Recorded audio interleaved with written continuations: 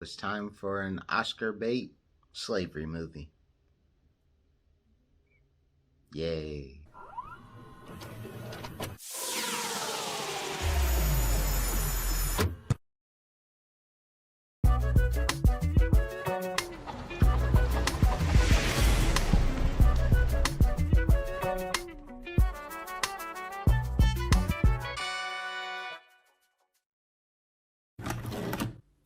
What's going on, everybody? This is Travis from Candid at the Movies, and today I will be giving you a review of the Apple Plus original film Emancipation. And it stars Will Smith, Ben Foster, and Charmaine Bingwa. This movie is also directed by Antoine Fuqua, the great director from Training Day, the Equalizer films, and this story is based on the real life character, real life person known as Gordon, who was basically the infamous slave that had all of those scars on his back from that infamous picture. And basically, you're seeing his story of breaking away from slavery in the 1800s after Abraham Lincoln freed everyone. Now, I will go ahead and say, if you are a person that's not into slavery films, honestly, you're not going to get anything new. It's basically just going to be another person's story, which I thought it was good to see that it was someone different. I did overall think that this was going to be an interesting film, but the way they went about this film is completely different. Now, what I mean by that is, within the first 20 minutes of this movie, they give you no backstory on the character of Gordon, or Pete as they called him in the movie. They give you no character backstory outside of him being taken from his wife and family because he was sold from one plantation to work. And then basically you're getting every bit of horror you could have gotten into a slavery movie thrown at you.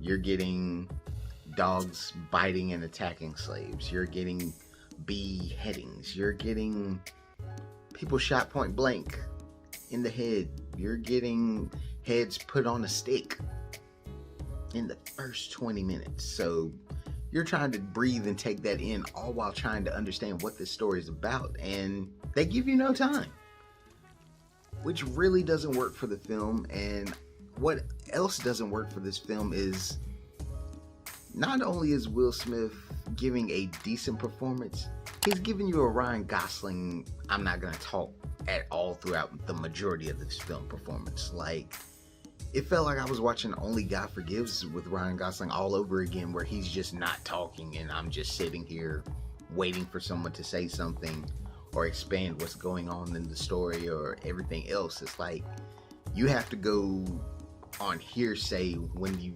rarely get it just to know what exactly is going on in the story, and that does not help this movie. Overall, like, Will did a decent job, as I stated. Ben Foster was really the one that carried the movie, and his role was so small to where, like, you only get like maybe a 10-minute scene of him going on about how he was when he was a kid and how he became the way he is now.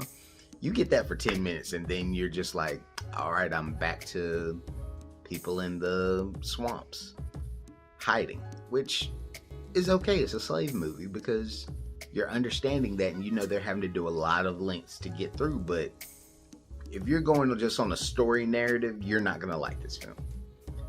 And then, even when the movie gets to the so-called quote-unquote moment where, it's not even a spoiler, you know the story, where he gets free, there's still another 50 minutes into this movie where, out of nowhere, even though they spoke about the war, they give you no inclination you're about to go into a war film at all. And I can honestly say, when the movie in my book ended with 50 minutes left, I was just like, I don't want to watch this anymore.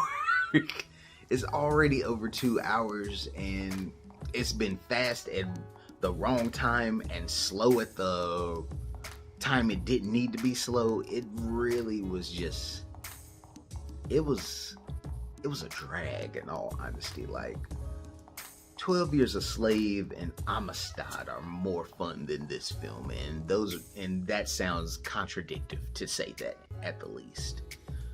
I also, one thing I really did not like is how the colors were muted within this film.